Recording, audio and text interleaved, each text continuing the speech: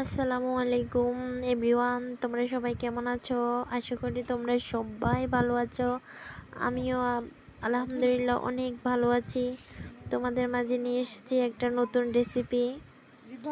দেখো, এখানে চুলার হাত আমি হাইট রেখে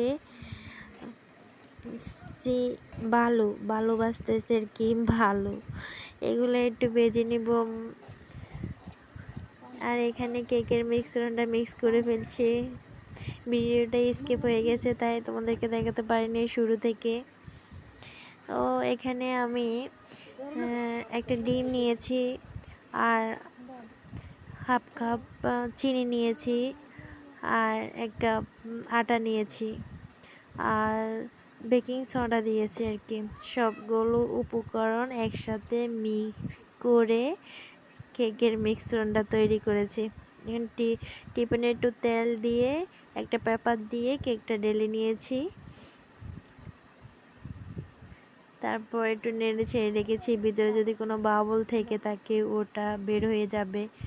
তো দেখতেই পাচ্ছ আমি চুলার উপরে বালুগুলা অনেক গরম হয়ে গেছে, হিট হয়ে গেছে। তারপর কেকের মিশ্রণটা মিশিয়ে ওখানে রেখে দিয়েছি। তারপর আধা ঘন্টার মতো রেখে দেব ঢাকনা দিয়ে। দেখতেই পাচ্ছ আমার কেকটা আধা ঘন্টা পর আমি ফিরে এসেছি। ফিরে এসে কেকটা হয়ে গেছে আমার। দেখছো, একটা শলা দিয়ে কোনো একটা কাঠি দিয়ে চেক করে নিব, দেখবো হয় কিনা। যদি শলার সাথে কেকের মিক্স কিছুটা চলে আসে তাহলে মনে করবে কেকটা হয় নাই। তো আমার শলার সাথে কিছুই আসে নাই, তার মানে আমার কেকটা হয়ে গেছে। দেখো, খুব সুন্দর একটা কালার হয়েছে। তো এখন পরিবেশন করে দেখাবো তোমাদেরকে কেমন হয়েছে আর কি। তোমরা বিশ্বাস করতে পারবে না গাইস, এত সুন্দর হয়েছে। খেতে যতটা মজা হয়েছে ঠিক ততটাই ভালো হয়েছে।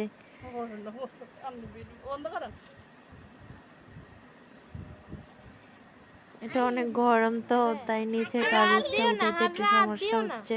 তো কোনো ব্যাপার না, এটা উঠাই ফেলছি, আস্তে আস্তে উঠে ফেলছি। এখন কেটে দেখাবো যে কেমন হয়েছে, কতটা নরম হয়েছে তোমরা দেখতে পারবে।